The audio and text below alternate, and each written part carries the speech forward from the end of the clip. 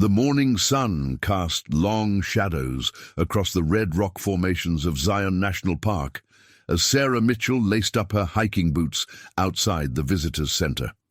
It was April 15th, 1992, and at 26, she had already established herself as one of Utah's most experienced solo hikers.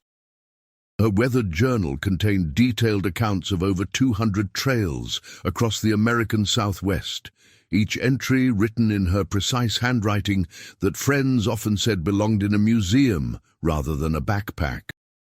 Sarah adjusted the straps of her forest green pack, checking the weight distribution one final time. Inside were the essentials she never traveled without: a first aid kit her paramedic training had taught her to assemble, 3 days' worth of trail mix and energy bars, 2 full water bottles, emergency shelter, and her grandfather's compass, the same brass instrument that had guided him through the European theater during World War II.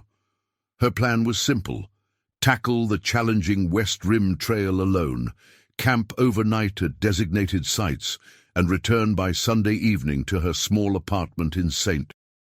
George, where her teaching job at the elementary school awaited her Monday morning.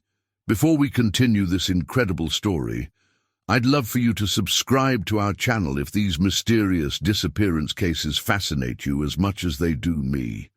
And please, leave a comment letting me know where you're watching from. I read every single one and love connecting with viewers from around the world. Now let's get back to Sarah's story. Park Ranger Jim Caldwell remembered her clearly when investigators questioned him weeks later.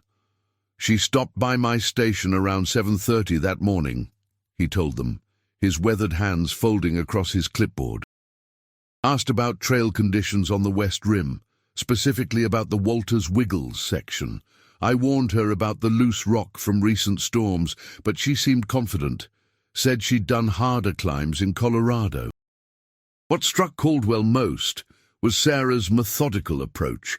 She'd studied topographic maps for 20 minutes, marking waypoints with a red pen and asking specific questions about water sources and emergency exit routes. The ranger had seen thousands of hikers over his 15-year career, but Sarah stood out for her preparation and quiet intensity. She wore practical gear, sturdy leather boots with new tread, moisture-wicking layers despite the mild spring weather, and a wide-brimmed hat that shadowed her determined green eyes. Her brown hair was pulled back in a tight braid, and she carried herself with the confident posture of someone comfortable in wilderness settings. When she signed the trail register, Caldwell noticed her writing was unusually neat for someone about to spend a day navigating rocky terrain. "Take care out there," he'd called as she shouldered her pack and headed toward the trailhead. "Weather Service is calling for possible afternoon thunderstorms." Sarah had turned back with a reassuring smile, the kind that suggested she'd weathered far worse than mountain storms. "Always do," she replied, her voice carrying the slight accent of someone raised in rural Utah. Those were the last words anyone at Zion would hear her speak. The West Rim Trail began gently enough, winding through cottonwood groves, still showing the fresh green of early spring. Sarah's pace was steady but unhurried. Her journal entries from previous hikes showed she believed in conserving energy for the challenging sections ahead.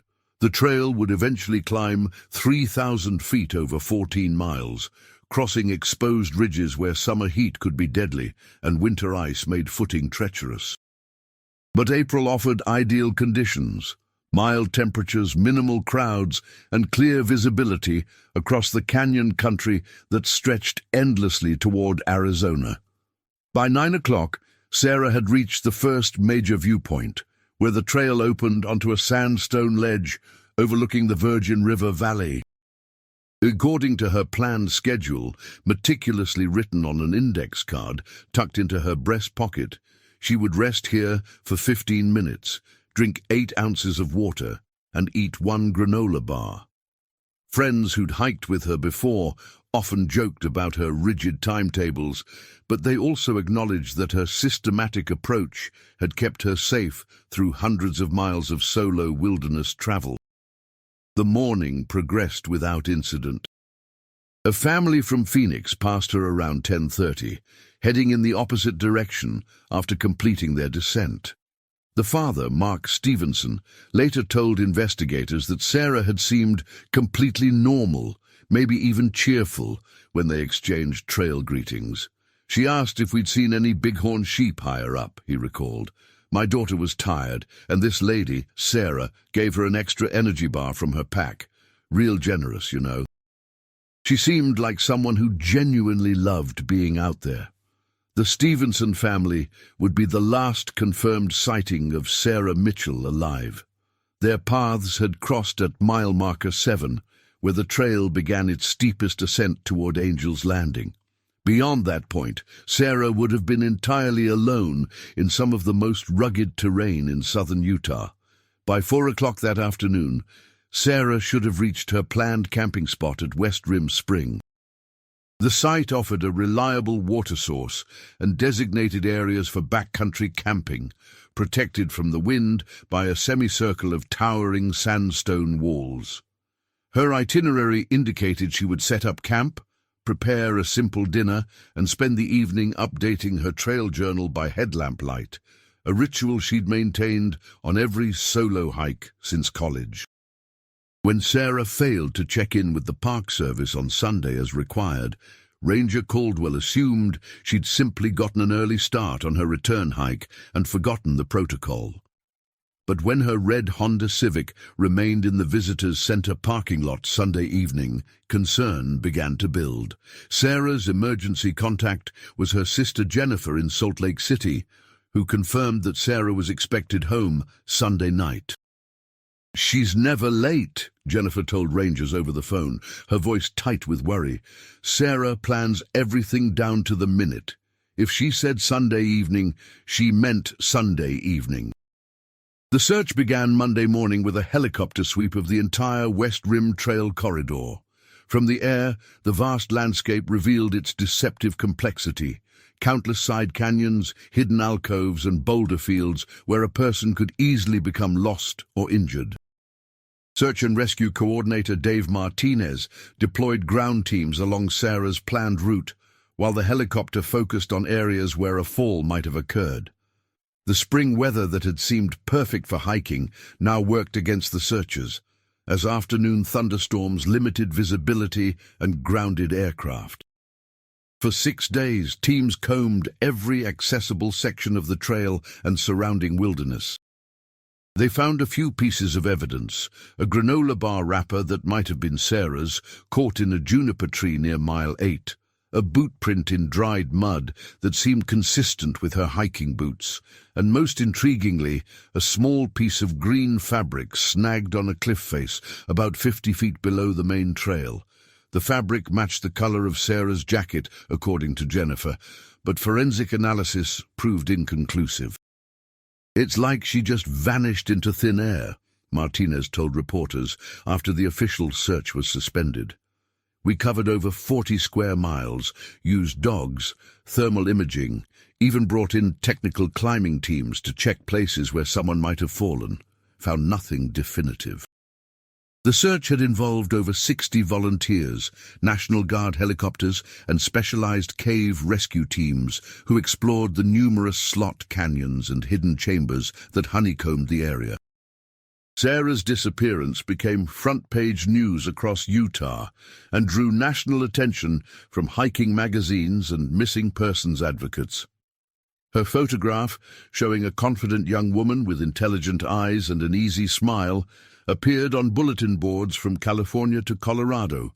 The case attracted the attention of several television programs that specialized in unsolved mysteries, but despite renewed publicity and additional searches, no trace of Sarah Mitchell emerged. Theories abounded in the months following her disappearance. Some suggested she'd fallen into one of the area's many hidden crevices, places where flash floods had carved narrow channels deep into the bedrock. Others believed she might have encountered a mountain lion or been bitten by a rattlesnake in a remote location where her body would never be found. A few proposed that Sarah had deliberately vanished, overwhelmed by pressures in her personal life. But this theory gained little traction among those who knew her well. Jennifer Mitchell refused to accept any explanation that didn't involve finding her sister's remains. Sarah wouldn't just disappear, she insisted to anyone who would listen. She's the most responsible person I know. Something happened to her out there, and someday we're going to find out what. Jennifer organized annual memorial hikes along the West Rim Trail, hoping that increased foot traffic might turn up clues the official searches had missed. As 1992 turned to 1993, then 1994, Sarah's case gradually faded from public attention. New missing persons cases emerged, other tragedies captured headlines, and life moved forward for everyone except those who loved Sarah Mitchell. Her apartment remained exactly as she'd left it for over a year, her sister paying the rent and visiting monthly to water the plants and collect mail. The elementary school where Sarah taught created a memorial scholarship in her name, and her hiking club installed a plaque at the West Rim trailhead honoring her memory. But Sarah's story was far from over. The discovery that would change everything came not from an organized search or professional investigation, but from a group of college students exploring caves in a remote section of the park 14 years later. It was March 2006, and 4 geology majors from Southern Utah University had received permission to survey unmapped cave systems as part of their senior thesis project. Led by their professor, Dr. Elena Rodriguez, the students were specifically interested in documenting previously unexplored limestone caverns that honeycombed the area's deeper rock layers. The cave they entered that day lay nearly 3 miles from Sarah's planned hiking route, accessible only through a series of narrow passages that required specialized caving equipment and considerable technical skill. Local cavers had known about the entrance for decades, but its remote location and dangerous approach had deterred all but the most experienced explorers. The cave system was officially designated as Whispering Chambers due to the unusual acoustic properties created by its interconnected rooms and narrow connecting passages. 22-year-old geology student Marcus Chen was the first to spot something unusual. The team had been mapping the cave's lower levels for 3 hours when Chen's headlamp illuminated what appeared to be man-made objects in a chamber roughly the size of a small bedroom. "Dr. Rodriguez," he called, his voice echoing strangely in the enclosed space. "You need to see this." The professor rappelled down to Chen's position, following a steep passage that dropped nearly 40 feet into the chamber's depths. What they found defied easy explanation. Arranged almost ceremonially on a flat rock shelf were a pair of well-worn hiking boots, women's size 8, still laced, as if their owner had simply stepped out of them. The boots showed significant wear patterns, consistent with serious hiking, and despite 14 years in the cave environment, they remained in remarkably good condition due to the stable temperature and low humidity of the underground chamber. Dr. Rodriguez immediately recognized the significance of the discovery. "Nobody reaches this chamber by accident," she later told investigators. "It requires rope work, technical climbing skills, and specialized equipment. Yet here are hiking boots that clearly belong to someone who was never equipped for serious caving." The positioning of the boots troubled her most. They sat upright and parallel, toes pointing toward the chamber's entrance, as if placed deliberately rather than dropped or discarded. The students documented everything with digital cameras and GPS coordinates before notifying park authorities. Within hours, a joint investigation team including park rangers, county sheriff's deputies, and FBI specialists had secured the cave entrance and begun their own examination of the chamber. What they found sent shockwaves through the law enforcement community and reopened one of Utah's most famous missing persons cases. Inside the left boot, investigators discovered a small plastic bag containing several items that would prove crucial to identifying their owner. The bag held a Utah driver's license belonging to Sarah Elizabeth Mitchell, expired but still clearly legible. Also inside were 3 $20 bills, a small silver cross on a chain, and most remarkably, a folded piece of paper with handwriting that Jennifer Mitchell immediately confirmed as her sister's. The note was brief but chilling. "If someone finds this, tell Jennifer I tried to get home. The man said he knew another way back to the parking lot. I should never have trusted him. Look for the marking on the rocks."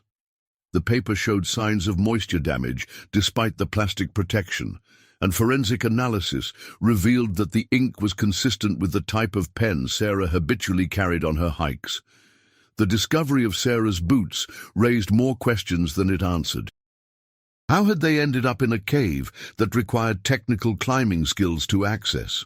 Who was the man mentioned in Sarah's note? What marking on the rocks was she referring to? Most disturbing of all, where was Sarah herself, and what had happened to her after she apparently removed her boots in that underground chamber? Federal investigators immediately launched the largest criminal investigation in the park's history. They brought in specialized cave rescue teams, forensic anthropologists, and behavioral analysts to examine every inch of the Whispering Chambers cave system. Ground-penetrating radar was used to search for buried remains, while luminol testing checked for trace amounts of blood that might have degraded over time. The cave survey revealed a complex network of chambers and passages extending for over half a mile underground. Some passages were barely wide enough for a person to squeeze through, while others opened into cathedral-like spaces with towering ceilings. Water had carved the limestone into fantastic shapes over thousands of years, creating a maze-like environment where someone unfamiliar with caving could easily become lost or trapped. In one of the deeper chambers, investigators found additional evidence that someone had been present years earlier. Scratches on the cave walls appeared to be deliberate markings, possibly the marking on the rocks Sarah had mentioned in her note. The scratches formed what looked like arrows pointing toward various passages, but their meaning remained unclear. Carbon dating of organic material found near the markings suggested they were indeed created sometime in the early 1990s. The investigation also revealed disturbing information about other missing persons cases from the same time period. Database searches identified at least 6 other solo hikers who had vanished in southern Utah between 1990 and 1995, all under circumstances that shared troubling similarities with Sarah's disappearance. Each had been an experienced hiker planning a solo trip. Each had last been seen near popular trailheads, and each had simply vanished without leaving any trace on their intended routes. Detective Sarah Kowalski of the Utah State Bureau of Investigation was assigned to coordinate the multi-jurisdictional task force examining these cases. A 15-year veteran with specialized training in serial crime patterns, Kowalski began constructing a timeline of the disappearances and searching for connections the original investigators might have missed. What she discovered suggested a pattern that was both sophisticated and deeply disturbing. "We're looking at someone who knew these parks intimately," Kowalski told the task force during a briefing 6 months after the boot discovery. "Someone familiar with trails, camping areas, and importantly someone who knew about cave systems that weren't on any public maps. This wasn't random. It was carefully planned and executed by someone with significant outdoors experience and local knowledge." The breakthrough came from an unexpected source. A retired park maintenance worker named Robert Hutchins read about the investigation in the Salt Lake Tribune and contacted authorities with information he'd been carrying for over a decade. Hutchins had worked at Zion from 1987 to 1996, responsible for maintaining remote facilities and monitoring lesser-used trails. In 1992, he'd noticed a pattern of vandalism at several backcountry campsites along the West Rim Trail, damaged water sources, cut rope lines, and subtle alterations to trail markers that could easily lead hikers astray. I reported it to my supervisor several times, Hutchins told Detective Kowalski during their interview, but nothing serious enough to make anyone take action. It was like someone was sabotaging the safety infrastructure, but doing it gradually so it wouldn't be obvious. Hutchins had kept detailed logs of his maintenance activities, and his records showed a clear pattern of systematic tampering that peaked during the spring and summer hiking seasons of 1992. Most significantly, Hutchins remembered encountering a man in the backcountry who'd claimed to be conducting geological surveys for the U.S. Geological Survey. The man carried official-looking equipment and seemed knowledgeable about cave systems and underground water sources. He knew more about those caves than anyone I'd ever met, Hutchins recalled. Said he'd been mapping them for years, found passages that weren't in any of the official surveys. The man had been present in the area during the exact time period when Sarah Mitchell and several other hikers had vanished. Working with a forensic artist, Hutchins provided a detailed description of the man he'd encountered. The resulting composite sketch showed a lean, weathered face with intense dark eyes and prematurely grey hair. The subject appeared to be in his 40s, with the sun-damaged skin of someone who spent considerable time outdoors. Most distinctive was a prominent scar running along his left jaw, the result of what looked like an old climbing accident.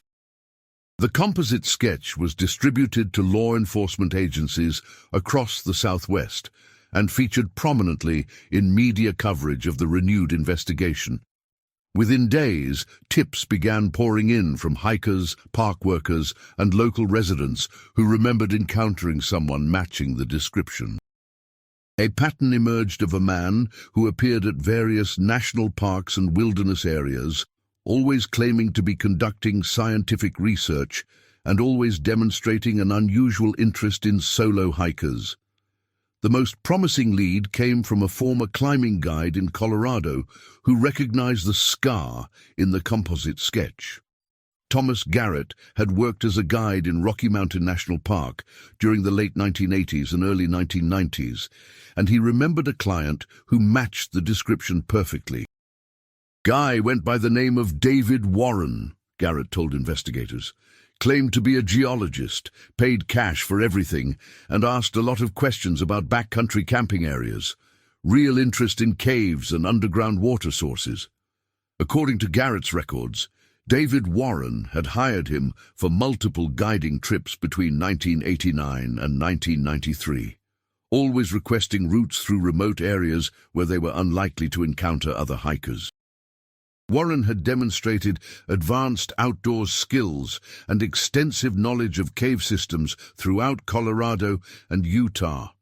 Most disturbing, Garrett recalled that Warren had expressed particular interest in areas frequented by solo hikers, claiming he was studying the psychological effects of wilderness solitude. He gave me the creeps, Garrett admitted. Real smooth talker, but there was something off about him. Way too interested in who else might be hiking alone, you know. Asked about women hikers specifically, said something about them being more observant about geological features. Garrett had stopped working with Warren after the client made increasingly inappropriate comments about female hikers they encountered on the trails. The investigation team used Garrett's information to trace David Warren through financial records and travel patterns. They discovered that Warren had used multiple identities and paid for most activities with cash, making him difficult to track through conventional means. However, credit card records revealed a pattern of travel that corresponded precisely with the locations and timing of several missing hiker cases across the Southwest. Bank surveillance footage from 1992 provided the first confirmed photographic evidence of the suspect. The images, though grainy by modern standards, clearly showed the scar and facial features described by witnesses. More importantly, the footage confirmed that Warren had been in the Zion area during the exact week of Sarah Mitchell's disappearance, withdrawing cash from an ATM in nearby Hurricane, Utah, just 2 days before Sarah began her ill-fated hike. As the investigation expanded, a horrifying picture began to emerge. David Warren, whose real identity remained unknown, appeared to have been targeting solo hikers across multiple states for years. His method was sophisticated and patient. He would sabotage trail infrastructure to create situations where lost or injured hikers might be grateful for assistance, then offer to guide them to safety via routes that led to remote cave systems where he held them captive. The Whispering Chambers cave became the focus of the most intensive forensic investigation in Utah's history. Specialists used advanced ground-penetrating radar, cadaver dogs, and archaeological techniques to examine every chamber and passage. What they found painted a picture of systematic predation that had gone undetected for years. Hidden chambers contained evidence of long-term habitation, including supplies, sleeping areas, and most disturbing of all, personal items that appeared to belong to multiple victims. In the deepest accessible chamber, investigators discovered a cache of identification documents, jewelry, and personal effects that represented at least 12 different individuals. The items had been carefully preserved in waterproof containers, suggesting that Warren had kept them as trophies of his crimes. Among the recovered items was Sarah Mitchell's trail journal, her grandfather's brass compass, and a small silver ring that Jennifer immediately recognized as their grandmother's wedding band.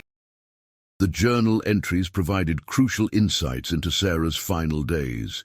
Her last entry, dated April 16, 1992, described encountering a helpful man who claimed to know a shortcut back to the parking area. "Met a geologist today who knows these caves really well," Sarah had written. "Says there's a fascinating limestone formation he can show me and a passage that comes out much closer to the visitors' center. Would save me several miles of hiking tomorrow." The entry continued with Sarah's characteristic attention to detail, describing Warren's equipment and apparent expertise. "He has official survey maps I've never seen before, and he knew about the recent rockfall on the main trail before I mentioned it.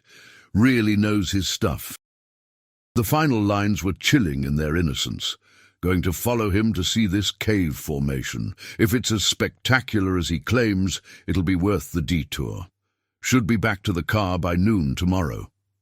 Forensic analysis of the journal revealed that additional entries had been written after April 16th, but these pages had been torn out, leaving only partial words along the binding. Laboratory examination using enhanced imaging techniques recovered fragments of text that suggested Sarah had realized her danger and attempted to document her captivity. The recovered fragments included phrases like, "Can't find the way out," "Been here 3 days," and most heartbreakingly, "Tell Jennifer I love her." The investigation team worked with geological surveys and cave mapping specialists to understand how Warren had used the underground system to hold his victims. The caves formed a complex network with multiple entrances, some of which required technical climbing skills to access. Warren had apparently spent years mapping these systems and creating hidden supply caches that would allow him to hold people captive for extended periods without detection. Evidence suggested that Warren had been active as early as 1987 and had continued his crimes until at least 1995. The pattern was consistent across multiple states. He would identify vulnerable solo hikers, create situations where they needed assistance, then lead them into cave systems where they became trapped and dependent on him for survival. The psychological aspects of his crimes were particularly disturbing, as victims were often kept alive for weeks or months before being killed. The case attracted national attention and prompted a comprehensive review of missing persons cases across the American West. Similar patterns were identified in Colorado, Arizona, New Mexico, and Nevada, suggesting that Warren's activities had been far more extensive than initially suspected. The FBI established a task force specifically focused on cave-related crimes and began developing new protocols for investigating disappearances in areas with complex underground systems. Despite the massive investigation and compelling evidence, David Warren himself remained at large. Financial records suggested he had left the country in 1995, possibly heading to South America, where he could continue his activities in areas with less sophisticated law enforcement infrastructure. Interpol issued an international warrant, and his photograph was distributed to police agencies worldwide, but no confirmed sightings emerged. For Jennifer Mitchell, the discovery of her sister's boots and journal provided both closure and renewed anguish. After 14 years of uncertainty, she finally knew what had happened to Sarah, but the knowledge that her sister had suffered before dying was almost unbearable. "At least now I know she didn't just fall off a cliff," Jennifer told reporters after Warren's crimes were revealed. "She fought to survive, and she tried to leave clues for us to find. That's the Sarah I remember, always thinking about others, even in her darkest moments." The investigation fundamentally changed how national parks approach solo hiker safety. New protocols were implemented requiring more detailed registration for backcountry camping, and rangers began conducting regular surveys of remote cave systems to identify potential hiding places for predators. The case also led to improved coordination between park services and local law enforcement agencies, ensuring that patterns of suspicious activity would be identified more quickly in the future. Sarah Mitchell's story became a cautionary tale taught in wilderness safety courses across the country. Her case demonstrated how predators could exploit the trust and self-reliance that made solo hiking appealing to many outdoor enthusiasts. The discovery in Whispering Chambers Cave served as a grim reminder that even in America's most protected wilderness areas, human predators posed risks that no amount of preparation could completely eliminate. The search for David Warren continues to this day, though he would now be in his 70s if still alive. Cold case investigators periodically review the evidence, hoping that advances in forensic technology or new witness testimony might provide the break needed to bring him to justice. Sarah's case remains officially open, and her photograph still appears on FBI wanted posters alongside the composite sketch of the man who destroyed so many lives. In 2010, Jennifer Mitchell established the Sarah Mitchell Foundation, dedicated to improving safety for solo hikers and supporting families of missing persons. The foundation provides emergency communication devices to hikers, funds search and rescue operations, and advocates for better safety protocols in wilderness areas. Sarah would want her story to help protect others, Jennifer says. That's the kind of person she was, always thinking about how to make things better for everyone. The cave where Sarah's boots were found has been permanently sealed by the National Park Service, both to preserve the crime scene and to prevent other predators from using the location. A small memorial plaque near the original cave entrance honors Sarah and the other victims of David Warren's crimes, serving as a reminder that even in places of natural beauty, vigilance and caution remain essential for survival.